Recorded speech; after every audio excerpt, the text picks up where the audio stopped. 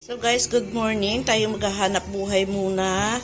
Ito may order sa akin isang bilaong pansit medium. Ayan ang ating mga ingredients. Atay ng manok, hipon, manok, laman ng manok. Prinito ko yung kikiam at meatballs. Ano to? Squid balls. Ayan ang gulay.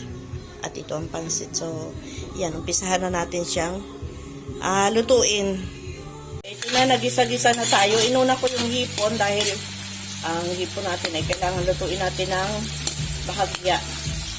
Kasi ano yan. Ayan, naglagay na tayo ng sabaw. Tayo natin kumulo yan. Yan, dahil kumukulo na yung sabaw, lagay na natin yung bihon.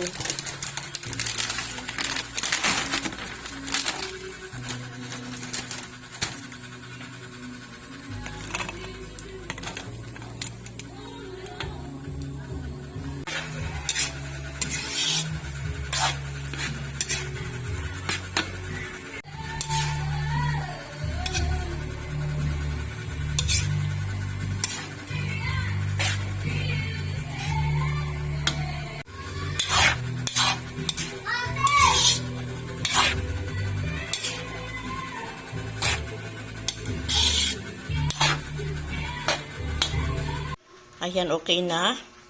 Ipapak na natin to. Yan. Isang bilaong pansit.